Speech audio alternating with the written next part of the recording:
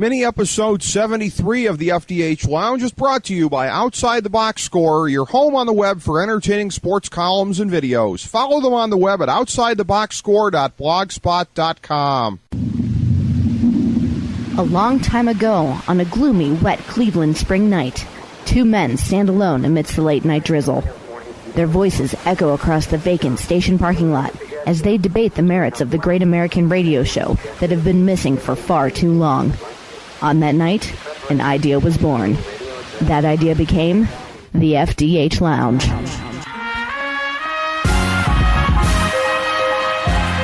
Welcome to the FDH Lounge. Welcome to mini episode 73 of the FDH Lounge and our 21st adaptation of the FantasyDraftHelp.com Insider in this format after 8 years on our previous platform.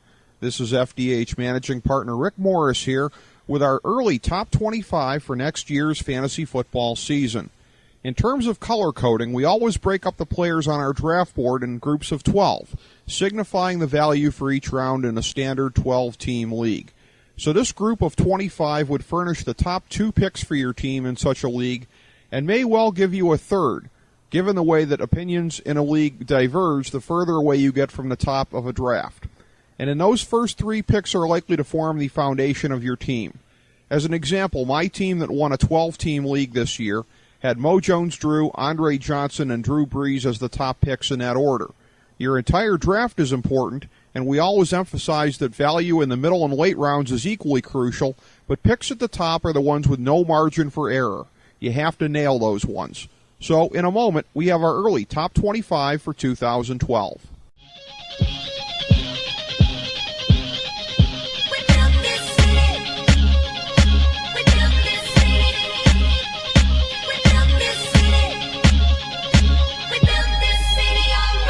Folks, you're listening to the FantasyDraftHelp.com Insider.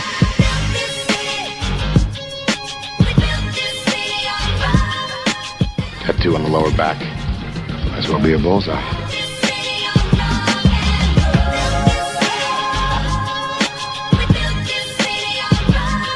Okay, here's the FantasyDraftHelp.com top 25 as we have them now for the 2012 fantasy football season with a brief note for each player. Number 1, LaShawn McCoy.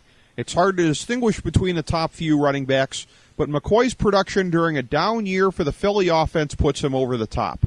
Number 2, Ray Rice. The main reason we don't have him number 1 is the question of how long a player of his size can hold up while having to carry such a disproportionate part of the rushing offense. Number 3, Arian Foster. Even with arguably the league's best backup/rotation mate, he showed this year that he can get the job done even when Matt Schaub is absent and he faces 8 in the box.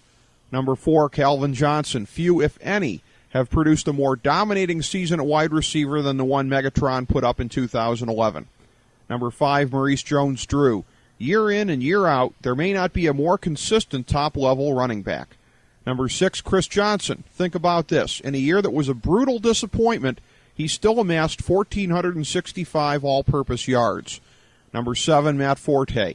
Yes, more touchdowns would have been nice, but it's safe to guess that wherever he plays in 2012 will be better in terms of receiving talent to keep defenses honest. Number 8, Aaron Rodgers. It's hard to separate between the 1A, and 1B of quarterbacks from 2011, but with the off year that Jermichael Finley had relative to expectations, as hard as it might be to believe, there might be more upside yet for Rodgers in 2012. Number 9, Drew Brees. Again, there's no downside at all to ending up with Brees instead of Rodgers. Number 10, Tom Brady. See Drew Brees. Number 11, Roddy White.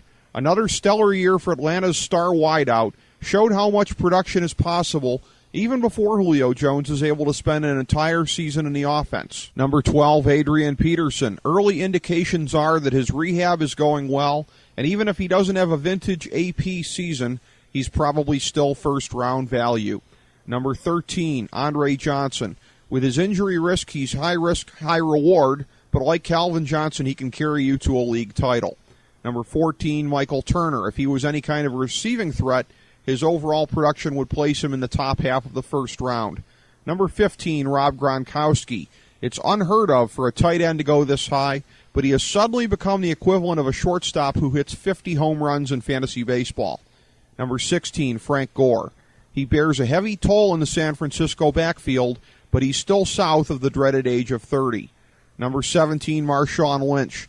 The beast mode playoff game against New Orleans carried over into the next season as he finally lived up to his potential. Number 18, Jimmy Graham. Take what we said about Gronkowski, and about 90% of it applies to Graham. Number 19, Wes Welker. His track record with Brady is unimpeachable. Number 20, Victor Cruz. It looks like this take may not be the industry standard, but after his regular season and playoff run, he has to rate narrowly higher in terms of value than teammate Hakeem Nicks. Number 21, Larry Fitzgerald. He's been pretty strong even without consistent QB play. It's got to be addressed one of these years, and when it does, he'll really exceed this draft position. Number 22, Jamal Charles.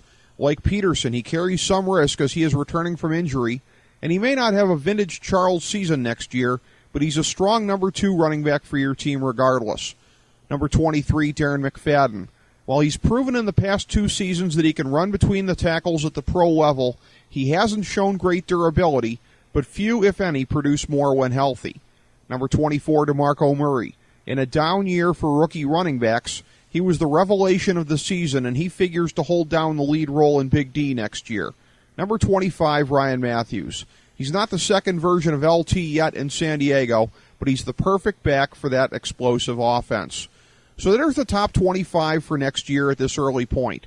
Stay tuned to this program through the off-season as we continue to monitor the pro football landscape as well as our other wide range of fantasy sports. Thanks for checking us out. Go break off a little value on your opponents in fantasy sports, and be sure to sample our other Nothing is Off-Topic mini episodes, including our recent conversation with rock superstar Steve Perry from the FDH Lounge.